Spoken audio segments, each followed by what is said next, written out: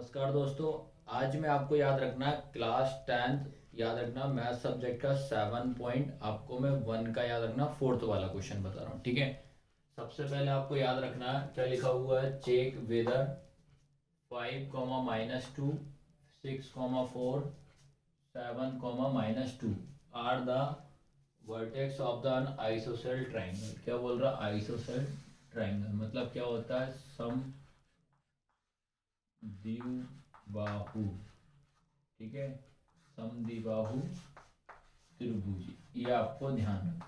ठीक है, तो आइसोसेल ट्राइंगल को अपन क्या बोलते हैं? समद्विबाहु त्रिभुज बोला जाता है। ठीक है, आपको याद रखना सबसे पहला काम तो अपन को ये 3 पॉइंट दिए, 1, 2 और ये 3।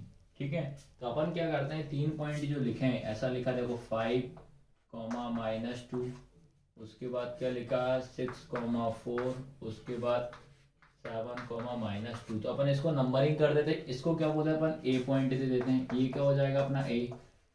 5, -2, फिर इसके बाद बी क्या हो जाएगा 6, 4, फिर सी क्या हो जाएगा 7, -2। आया सबको समझ में कि नहीं आता? ये क्या हो जाएगा ए बी सी। अब आपको मैं बता दे रहा हूँ, जो आपका समद्विबाहु त्रिभुज मतलब जो आइसोसेल ट्रायंगल जो होता है, इसमें क्या होता है, आपकी दो भुजाएं मतलब दो साइड हमेशा याद रखना इक्वल होती है। ये आपको ध्यान रखना है। ठीक है, तो अपन ट्रायंगल की बात कर रहा है, त्रिभुज की तो पहले मैंने क्या करा, एक त्रिभुज बनाया। ठीक है, ये तो ये क्या होता है ए बी सी।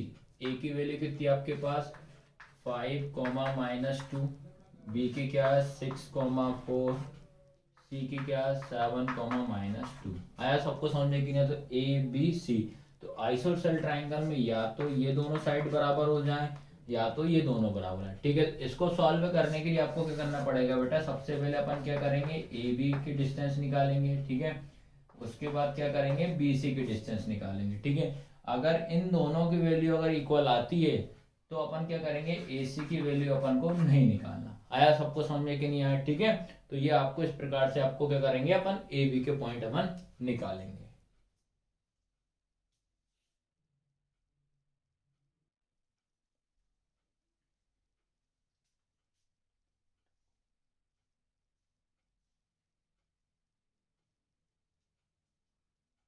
इसके बाद याद रखना अपन ए बी के डिस्टेंस निकालते हैं। ठीक है, तो अपन यहाँ पे क्या लिखेंगे, पहले ए बी के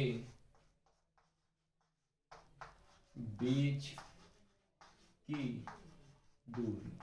ठीक है, by distance A B point. ठीक है, तो आपको याद रखना है ए की वैल्यू क्या आपके पास बेटा 5, -2, उसके बाद बी की वैल्यू क्या आपके पास याद रखना 6, 4। अब आपको याद रखना पड़ेगा, अपन को पता है कि ये 1 होता है, ये 2 होता है, तो याद रखना ये क्या हो जाएगा आपका x1। ठीक है, ये क्या हो जाएगा आपका y1। ठीक है, ऐसे ये क्या हो जाएगा आपका x2, ये क्या हो जाएगा y2। ठीक है, अब आपको पता है कि डिस्टेंस अपन को फॉर्मूला लगाना पड़ेगा। तो डिस्टेंस फॉर्मूला क्या होता है, मतलब बीच की दूरी का सूत्र क्या होता है, याद रखना पड़ेगा बीच की दूरी का सूत्र। ठीक है, क्या फॉर्मूला होता है आपका, d बराबर रूट में x2 माइनस x1 का square plus y2 minus y1 का स्क्वायर होता है। ठीक है, तो d की जगह पे क्या लिखेंगे अपन ए बी, इनकी डिस्टेंस निकालना रूट में। अब देखो याद रखना x2 कितना लिखा बेटा, यहाँ देखें x2 कितना आपके पास 6, तो लिख दिया 6 माइनस x1 कितना लिखा 5, तो ये लिखा 5 का स्क्वायर प्लस y2 कितना लिखा आपके पास 4, तो ये लिख दिया 4 माइनस y1 कितना लिखा आपके पास, ये भी आपका माइनस का 2 ब्रैकेट की पावर 2। आया सबको समझ में कि नहीं आया? उसके बाद क्या लिखेंगे, ये लिखा रूट।